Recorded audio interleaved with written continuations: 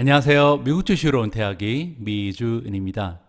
또다시 주말이 찾아왔습니다. 그럼에도 불구하고 이렇게 자유롭게 외출을 하거나 할 수 있는 환경은 아니잖아요. 많은 분들께서 아무래도 집에서 여가 시간을 보내고 계시리라고 믿습니다. 이번 주말에는요, 그동안 밀려왔던 미국주식으로 은퇴하기 영상을 보시면서 집콕하셨으면 좋겠다는 바람을 개인적으로는 가지고 있습니다. 자, 오늘 이번 주말에 특별한 영상을 여러분들 지루하지 않게 준비를 해봤는데요. 이번 주말에는 간만에 테슬라 스페셜 기획 영상을 만들어 봤습니다. 오늘 토요일 방송으로는요, 일론머스크 환경보호의 성인인가 죄인인가 라는 제목을 가지고 우리가 함께 고민해 볼 수 있는 순서를 준비해 봤고요. 두 번째 내일 영상은요, 테슬라에 우리가 투자해야 하는 10가지 이유를 제가 깔끔하게 정리를 해 볼 예정입니다. 자, 오늘 영상 그리고 내일 영상 여러분들 많은 기대를 가지고 함께 해주셔도 좋을 것 같습니다. 자, 지난 2월 8일 날 테슬라에 투자하고 있는 투자자 입장에서는 굉장히 놀라운 소식이 전해졌습니다. 테슬라가요, 비트코인에 투자를 했는데 그 금액이 무려 15억 달러에 이른다, 이런 기사가 나왔고요.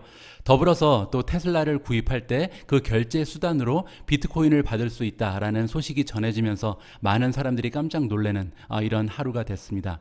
자, 그런데요, 이 2월 8일부터 테슬라의 주가를 보면요, 굉장히 큰 폭으로 하락을 해버렸습니다. 그때 이제 900달러까지 용솟음 치던 주가가요, 하루아침에 하락하면서 600 밑으로까지 떨어졌었고요. 아직까지도 650 정도에 머물고 있는 굉장히 답답한 상황이 진행되고 있습니다. 그때 이제 많은 투자자들이 테슬라를 등지고 테슬라 투자를 포기하신 이유 중에 하나는요, 아무래도 테슬라가 가지고 있던 대의가 있잖아요. 환경을 보호한다라는 커다란 취지에서 비트코인 투자는 좀 벗어난다는 생각을 하신 분이 많이 계신 것 같습니다.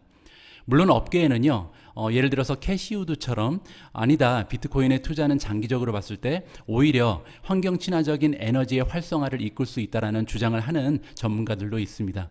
하지만 대중적으로 봤을 때는 이때 테슬라가 비트코인에 투자하는 모습을 보면서 일론머스크에 대한 그 실망을 하신 분들이 굉장히 많이 계신 것 같습니다.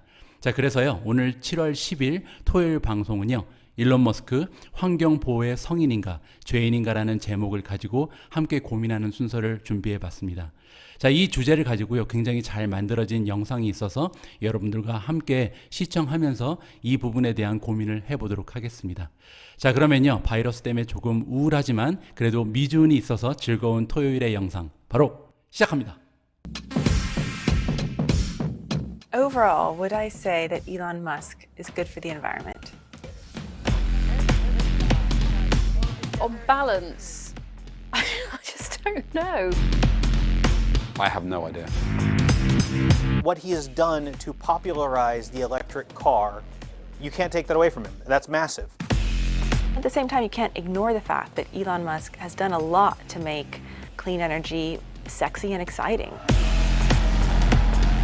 But on the other side, it is very clear that he's making sketchy and difficult trade-offs when it comes to the recent investments that he has made. You love the idea that so many more people can access space. You hate the idea that so many more people can access space. He's also fighting for carbon capture and storage. He's also building this renewable energy infrastructure. That's always the problem with Musk is balancing out the good and the not so good because of all these different things that he does.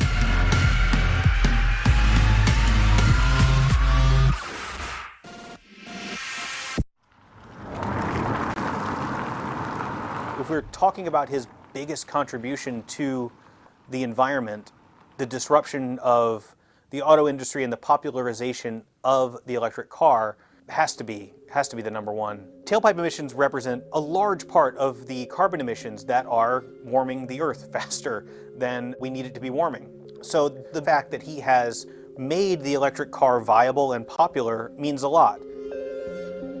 We had electric cars before Tesla, and they were never popular. They were always little bugs that you'd see pottering around the street, and they went 100 miles, and it was undesirable object. Something that doesn't look good, isn't fast, doesn't have high performance, has low range. We wanted to break the mold of all of that. High acceleration, incredible handling, tons of capability, lots of room, and better than any gasoline car. That's what we sought to achieve. That has had a profound shift on how people think about the space, and It's impossible to discount. At what cost is another question. If you look at some of the suppliers that Tesla uses for the materials needed for its batteries, nickel and cobalt, and the mining operations there are massive environmental concerns. Elon Musk has addressed them himself, saying he will give a huge contract to whatever miner can mine nickel more sustainably or in a more environmentally friendly way. The vehicles themselves are very large. They require all of those exotic materials in the battery packs and so forth. Plus, they're not all that efficient. I mean, the typical Tesla S could be 2,200 kilos. That's a lot of car. That means that most of the battery is being spent moving the battery. It's an electrified traditional muscle car. That's not a great deal of progress for me. Look, there's a good argument to be made that everyone should be driving less cars, full stop. And really, if you wanted to change the environmental structure of America, lobbying for high-speed rail would be a pretty good way to start that. Not building high-end electric cars for rich Californians. It may begin with a fancy sports car, but that's not where the story ends. These new technologies, they always start off expensive. But where we win, where we really move the needle, is by making it something accessible and desirable for everyday people. And that's what Elon Musk has done for the world. He started right at the top of the market, and then he rode the technology down into the mainstream. And he said, look, all that technology, all that style, now you can get it too. And I've managed to get the price down to $35,000, $40,000. He opens the door to people's imagination of what it'll be like to have a completely fossil fuel free society. It'll be better than what we have today. This is a future you can feel really excited and optimistic about. I think it really matters. Yeah. That's why Tesla's valued at what it's valued. It's not worth more than Toyota because it sells more cars than Toyota. It's worth more than Toyota because investors have determined in their heads that he is going to revolutionize the world. And they think, he's going to let us keep doing what we want to do all the time. We don't need to worry about it because Elon's got it. That's a really compelling idea. Technology will save us. It will arrive in the future and make our problems go away. But critics would argue that it's not really realistic, just getting there painlessly. We have to really think very hard about how we want to live our lives and really kind of rein back on that high consumption lifestyle. All the evidence points to this. Whether that means flying less, eating less meat, driving your personal car less, you name it, individuals will need to change their behavior. There's not just some magic silver bullet that will arrive and make all of these problems disappear.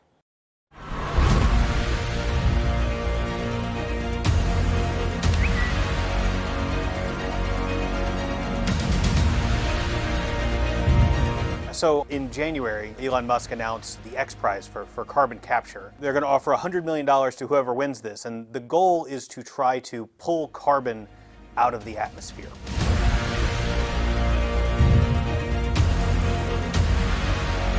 The technology that exists right now is expensive. No one has cracked the code to developing carbon capture technology that works at scale at a price where it would be feasible to really play a big part in the fight against climate change. So the prize says we'll select 15 teams. Each of the 15 teams gets $1 million to try and figure something out.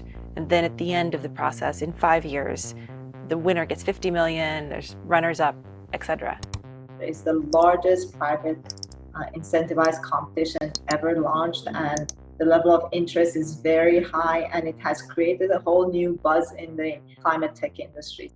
Frankly, with the goal that by 2050 we have to be able to remove 10 gigaton of CO2 from the atmosphere, nothing indicated that the industry will be able to achieve that without a nudge. And the X Prize carbon competition is that nudge. All we want to see is show us how you do it, and we'll show you the money. But it is also a way of taking away part of the responsibility from ourselves, knowing that there is money pumped into large-scale technologies that potentially will save us from disaster. We have to cut emissions, and all of these, big picture sort of sci-fi initiatives, they get a lot of blowback from the climate science community.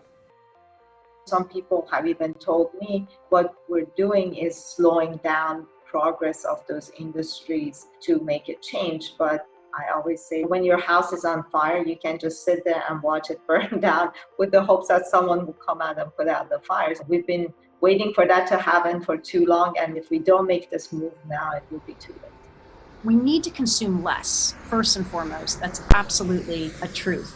But climate change is too overwhelming of a problem. We have to give average everyday people a sense of the possible. It's frightening, and people want to believe that there is a techno king, as he has deemed himself, savior, that's going to come in and keep us all from, suffering as we will under global warming. Save us, Elon!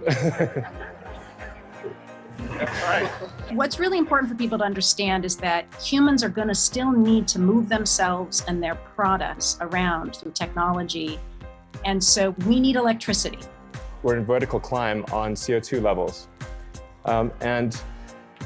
We need to do everything we possibly can to accelerate the transition to sustainable energy. Elon Musk's greatest contribution is in showing what's possible to generate that electricity without fossil fuels. Tesla also owns Solar City, which is one of the biggest residential solar panel owners in the US. And Tesla also has its sizable battery business, of course. And energy storage is the main bottleneck in making the transition to a fully renewable energy system. If we're going to switch to renewables, we need a way to use wind and solar power when the sun is not shining or the wind is not blowing. And to do that, you need some way to store that energy. Some of the current projects are using basically car batteries at a very large scale. We are literally shutting down dirty old fossil fuel power plants and replacing them with solar energy paired with energy storage. So the Moss Landing project in California is one of the most picturesque examples. But energy storage is also modular, and it can fit into small nooks and crannies of our built environment. So it can fit behind the meter at customer sites, whether that's a hospital or a home or a school. And locating energy at the point where people use it helps us get to that clean energy future we want to get to. It consists of a really appealing solar roof, then combine that with storage and with electric cars. So it's an obvious three-part solution. Yeah, three-part solution. Yeah. This is an interesting vision. I've even looked at it for my own house. I've got an electric car. I'm thinking, I'm going to put my panels up on the roof. In an ideal world, I would have domestic battery storage so that when the sun wasn't shining, I could charge my car from my own electricity. Over time, there's been a real trend, especially in the American West, of making that happen through putting batteries inside people's homes. And those batteries, when added together, already today, actually outshine what we're doing at the utility scale level. We have approximately 50,000 batteries that are connected to our energy grid here in California. They total somewhere around a gigawatt of energy capacity. So the market and the business community has been around for a very long time. What I think Elon Musk did is he communicated directly to the masses in ways that other businesses hadn't yet been able to do. He's worked this groove between the products we desire, like electric cars, but on the other hand, the vision, we can solve big problems kind of idea. And he is just about the only person who's managing to work that groove right now. I believe in a renewable energy future. I believe that humanity must become a multi-planetary space-faring civilization. Those seem like exciting goals, don't they? It's like he's a K-pop band. It's crazy. And he's able to use that in many ways. He can move markets with a single tweet, whether it's something he says about Tesla, whether it's something he says about Bitcoin, whether it's something he says about Dogecoin. Elon Musk is effectively the governor of the central bank of crypto. His whims are exactly the sorts of announcements that you need to be looking at to determine what Bitcoin is going to do next. Which is kind of fine if you think you have a good sense of what Elon Musk is going to do next, but I'm not convinced that anyone does, to be honest. In early February, Tesla announced that it would invest $1.5 billion into Bitcoin. That's about 11% of the company's cash. Yet 3 months later, he reversed course. And in a single tweet, he said, we're not going to buy any more Bitcoin. We're not going to sell Bitcoin either because we decided that this is bad for the climate. I've decided it's bad for the climate, which of course everybody already knew.